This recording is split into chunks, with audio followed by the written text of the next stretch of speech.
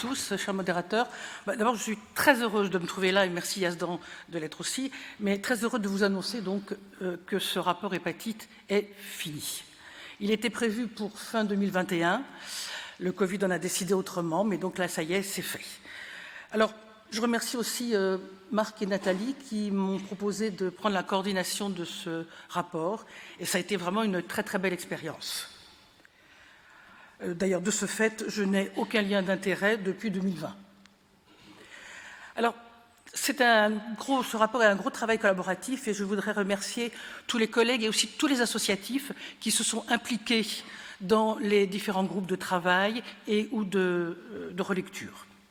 Mais je voudrais particulièrement insister sur les pilotes des 5 groupes de travail que je voudrais citer parce qu'ils ont vraiment fait un travail énorme et de qualité. Donc il y a Anaïs Vallée-Pichard qui s'est occupée du virus de l'hépatite C, Charlotte Bouzbib pour l'hépatite B, Ségolène Bricler pour le virus Delta, Anne-Marie Rocafonso a été chargée du chapitre épidémiologie, prévention, dépistage et Véronique Grandot pour le parcours de soins. Donc, ces groupes de travail ont finalement émis des recommandations, mais ces recommandations ont par la suite été cotées, commentées, éventuellement critiquées par 2 groupes de relecture. Un premier groupe qui s'est occupé des 3 virus, des 3 premiers chapitres, un deuxième groupe pour les 2 derniers chapitres, et ce qui nous a amené éventuellement à reformuler les recommandations pour qu'elles soient plus claires et plus accessibles pour tous.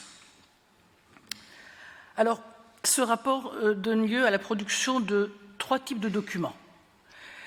Tout d'abord, les textes longs. Il y a donc 5 textes longs, un par chapitre, qui reprennent le préambule, c'est-à-dire pourquoi l'actualisation de ce rapport, l'argumentaire qui porte sur l'analyse, qui est basé sur l'analyse de la littérature, les recommandations qui découlent de cette analyse, et bien sûr également les références bibliographiques.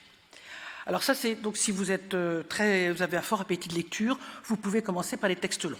Si vous voulez aller un petit peu plus vite, je vous recommande les textes courts qui, en fait, se présentent simplement les préambules et les recommandations. Et puis, au dernier moment, la HAS nous a demandé des fiches synthétiques, c'est-à-dire qui reprennent vraiment l'essentiel. On a dû faire cet été, un peu dans l'urgence, 2 fiches synthétiques, une pour l'hépatite C et une pour les hépatites B et delta, qui résument en 5-6 pages, 150 ou 400 pages. Alors, très rapidement, je ne vais pas vous dévoiler tout, il y aura la lecture, donc très rapidement le contenu des 5 chapitres. Alors, dans les 3 chapitres, VHC, VHB, VHD, qui ont été faits avec la méthodologie HAS et qui ont le label HAS, in fine, ce qui est quand même intéressant, eh bien, vous allez trouver les réponses à toutes les questions que vous vous posez concernant la prise en charge diagnostique et thérapeutique de vos patients qui sont affectés par l'hépatite C, par le virus C, le virus B et le virus Delta. En effet, on a vraiment essayé de traiter toutes les situations cliniques possibles.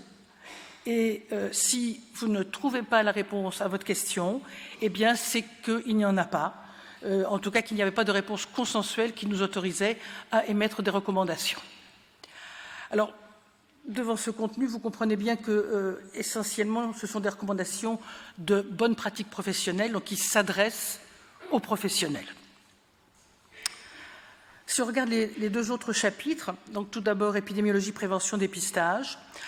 Alors, pour la partie épidémiologie, elle présente de façon très complète et très détaillée l'ensemble des données épidémiologiques dont on dispose actuellement, même si malheureusement un certain nombre de données commencent à être déjà un petit peu anciennes. La deuxième partie sur la prévention présente les différentes méthodes de prévention disponibles en France, mais fait également un certain nombre de propositions pour améliorer la prévention des risques dans certaines populations particulièrement à risque.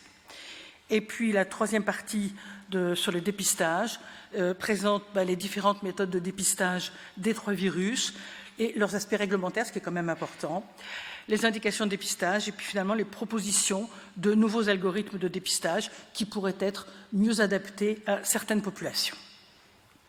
Enfin, le dernier chapitre, parcours de soins, reprend les conditions d'un parcours simplifié versus un parcours spécialisé proposé par la FEF et donc que vous connaissez déjà bien. mais fait des propositions de dépistage et de parcours de soins pour des populations particulièrement exposées au virus C, que sont les migrants, les précaires, les usagers de drogue, les détenus et la population psychiatrique. Et j'insiste sur cette dernière partie, car la population psychiatrique n'était pas traitée dans le rapport Dumeau, donc là c'est une originalité. Il y a également un petit chapitre sur l'éducation thérapeutique. Alors, dans ces 2 derniers chapitres, il y a bien sûr des recommandations qui sont des recommandations de bonnes pratiques professionnelles, mais il y a aussi un certain nombre de recommandations qui s'adressent aux décideurs. Alors, compte tenu des restrictions budgétaires actuelles, est-ce que nos recommandations resteront des vœux pieux ou est-ce que certaines seront prises en compte par les décideurs? On l'espère. Juste 2 petits exemples comme ça. Eh bien, on recommande que qu'il y ait une prise en charge à 100% du dépistage 3 marqueurs du virus de l'hépatite C en priorité chez la femme enceinte au premier trimestre de la grossesse, mais également chez tout sujet qui justifie d'un dépistage du virus B. Ça, c'est bon, c'est demandé depuis je ne sais combien de temps au PLFSS, pourquoi pas une fois de plus.